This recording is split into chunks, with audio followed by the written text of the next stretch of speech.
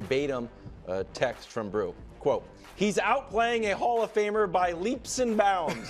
Brew said that whole chain is off the record. Oh, is this off No, the record? that's fine. If you use the good stuff. Surgical. Look at that. Purdy last night started a little slow, then heated up. Also, when Sauce left the game to catch his wind, it was weird. That's when he really started cooking. No, 6 for 6.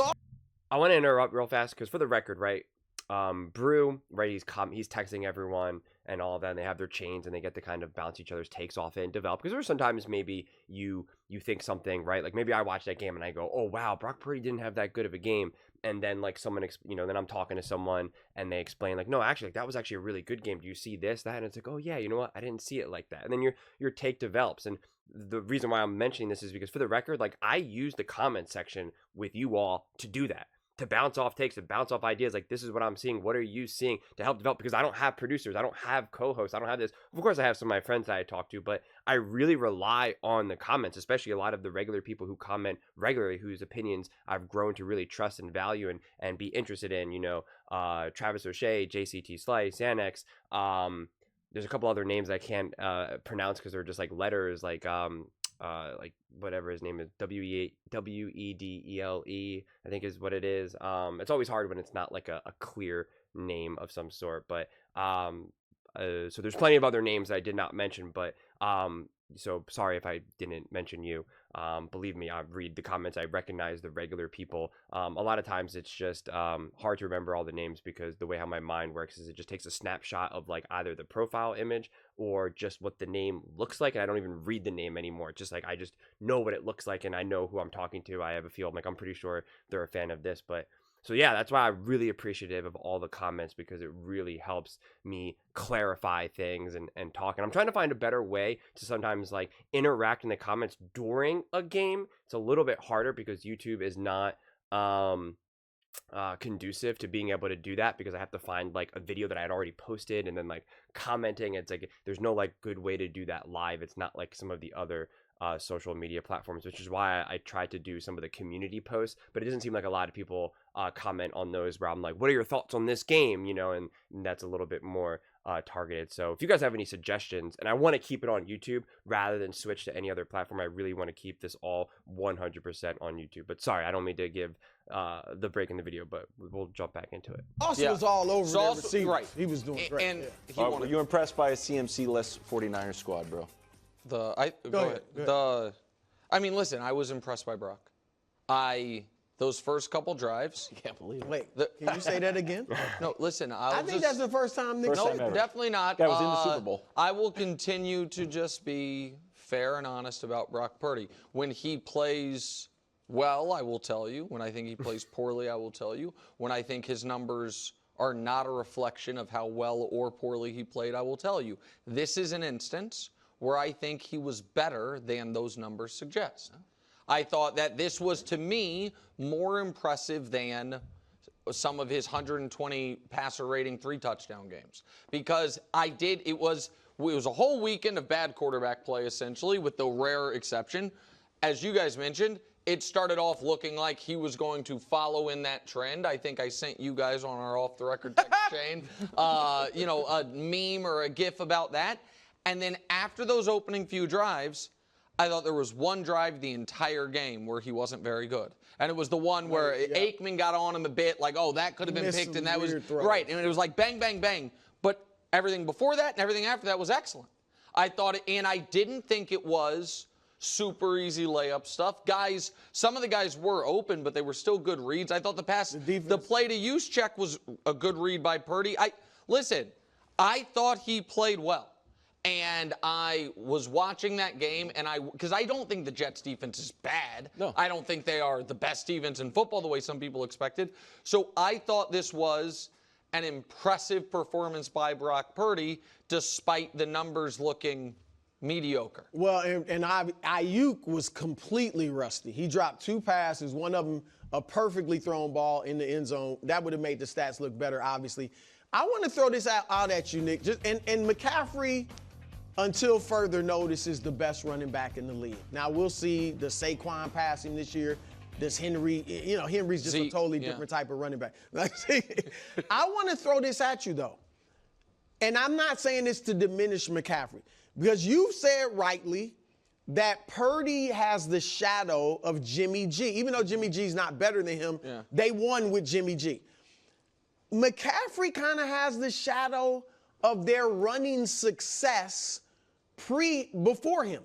They got to the Super Bowl with Raheem Mostert and Matt Breida. Well, they have always had, I mean, once Garoppolo got there and they became a pretty good team, they've always had a good run game under Kyle Shanahan, regardless of who it was. Elijah Mitchell, Jeff Wilson. Well, go back to his dad.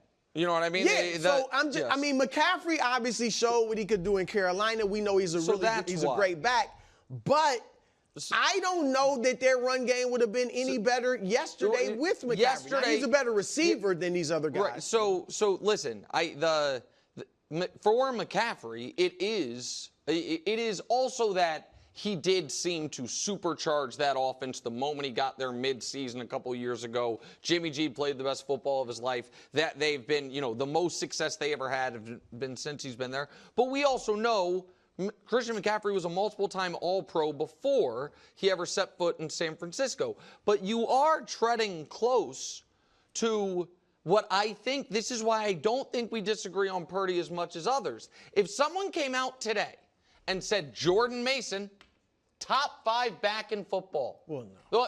Well, right. And it'd be like, well, what do you want him to do? What do you, Wilds, what do you want him to do? But this is the difference. Nobody would realistically say that today. Okay, But if Jordan Mason did this for a year and a half, then you might start saying that. Right. But that's kind of, but if Jordan Mason did it for a year and a half, I still think some people would be like, well, he's good and maybe better than he should have been as an undrafted player. But we have seen Raheem Mostert. We have seen Matt Breida. We have seen the guys that Kyle's dad, Mike, did with it. We would always do that. And especially if he then left the Niners, went somewhere else and was bad. Well, if his body betrayed him. And the next guy stepped in and was great. I think we always all do that type of stuff, because if someone right now came out and said, man, I think Jordan Mason, the whole league missed on him. I think he is a top 10 back in this league. And I think next week, but let's say next week, because he's probably going to play. He has 20 carries for 105 yards. I think Wilds or people similar could be like, well, what more do you want the guy to do? How about that? Like what? Okay, let's talk about this, because I understand what they're getting at, but I just think it's being blown out of proportion. One, it's pretty cool that Nick did concede and admit that Brock Purdy played well. Got to give him credit for that. Colin Cowherd also said some positive about Brock Purdy today, so maybe the tides are a-changing. I already have a couple videos out of how much I praise Brock Purdy and how good I think he is, and I really try my best. I know there's a lot of overlapping topics, and I try my best to not, just keep repeating myself, but I'll just quickly mention that I just think Brock Purdy played unbelievably great, incredibly impressive. I do agree with Nick in terms of I think his box score is misleading. It looks lukewarm, and he played a lot better than that. I mean, he made just some unbelievable throws. He just looks so confident. This whole idea that the offseason and his interceptions and practices is showing that he's going downhill or he's not that good is absurd, and I just think he's showing more commanding control of the offense more than he has in the last season and a half. So I think it's just he's continuing to get better, which I think is great. But listen, to talk about this, about various running backs, quarterbacks, and I talked about this also in my previous videos, but now I guess we can extend it to running backs and just other players. All players are going to be better with a Kyle Shanahan. They just are. All players, all running backs, all wide receivers, whatever it may be, they're going to be better with the best coaches, okay? That's what these coaches do. They maximize talent. They maximize talent. That's just what the greats do. There's different degrees of coaches, which I've talked about in previous videos over months now at this point, where you have some coaches that are really good at just bringing someone who's not that good to make them pretty good, pretty reasonable. Then you have another type of coach who's pretty good at bringing someone who's good to great, and then you have another coach who can make someone great to elite.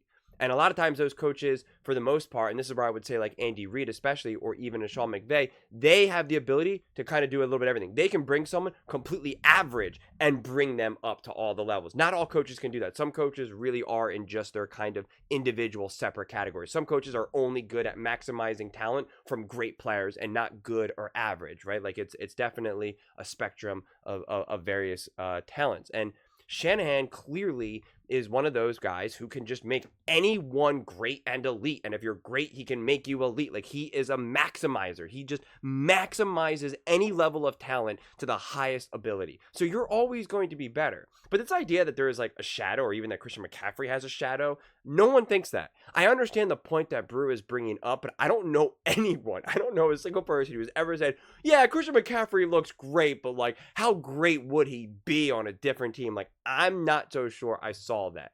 And I think that it's a part of just who Christian McCaffrey is, but also, like Nick said, of his success that he had with Carolina. I think it'll be similar with Saquon Barkley. If Saquon continues to ball out and play great, they're not going to be like, well, he's only great because of the Eagles, that they have so many weapons, or the offensive line. They're going to be like, no, this is how great he is, and it was the Giants who held him back. Like, this was always who he was, who his potential was.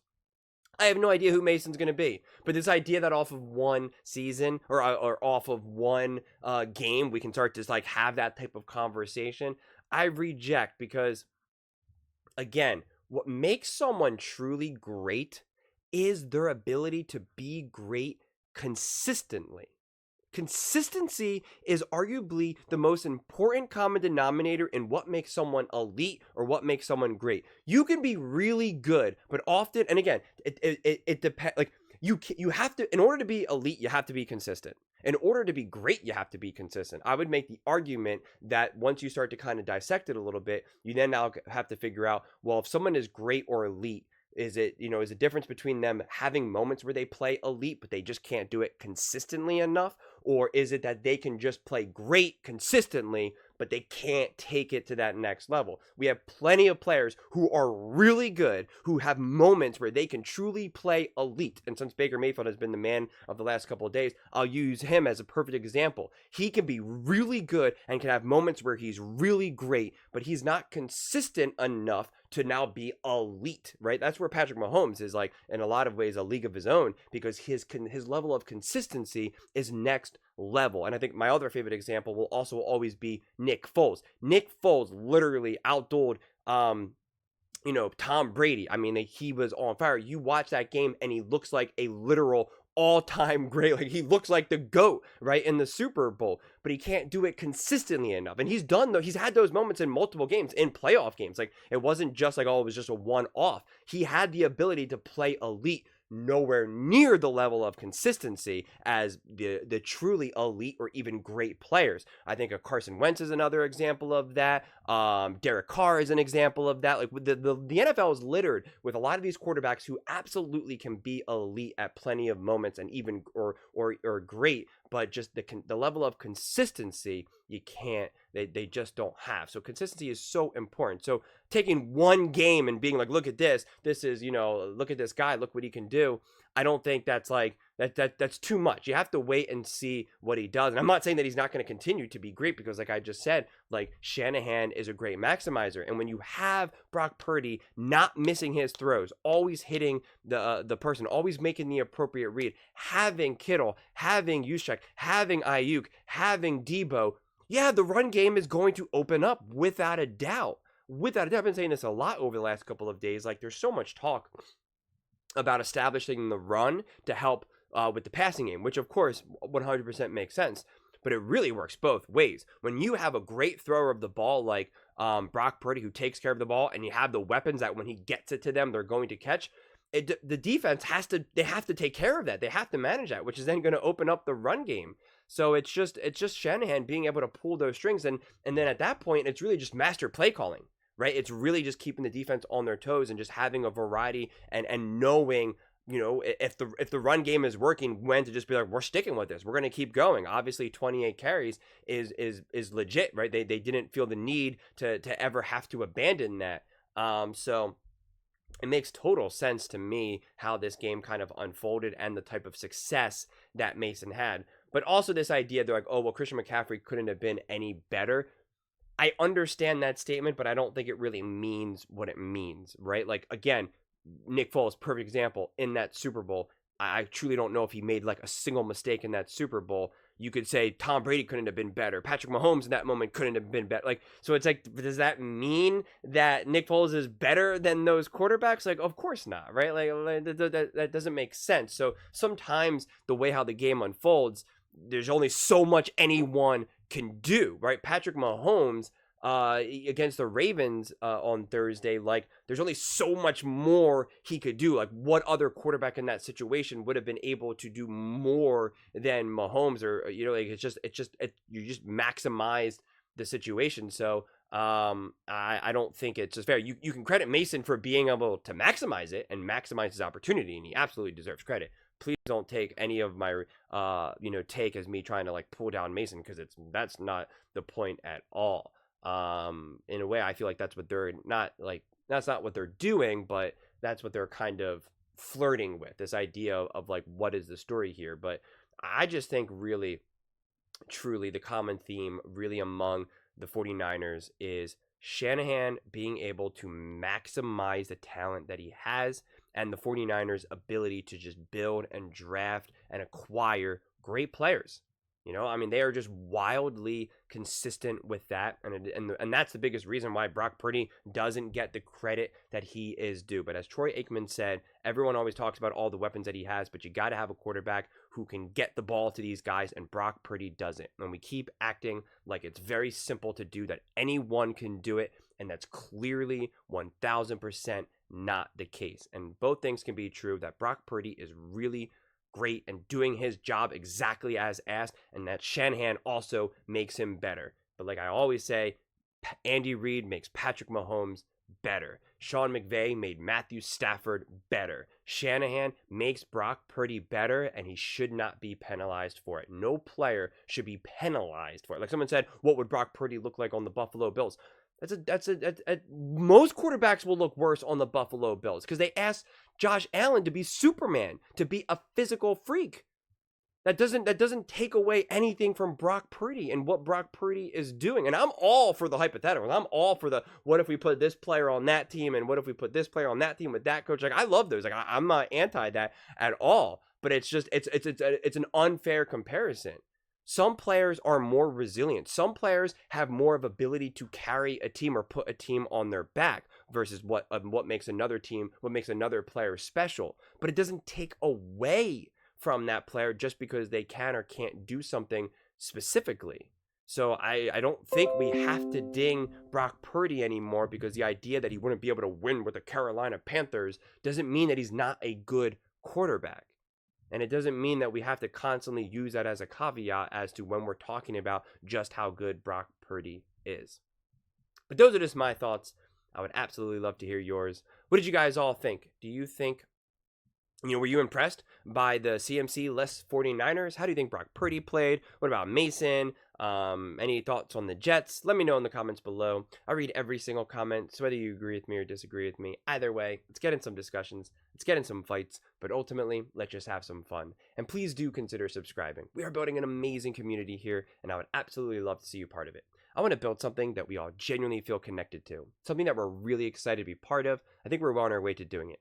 And please don't forget to give this video a thumbs up, as it really does help with the visibility and the algorithm. Thank you so much. See you next time.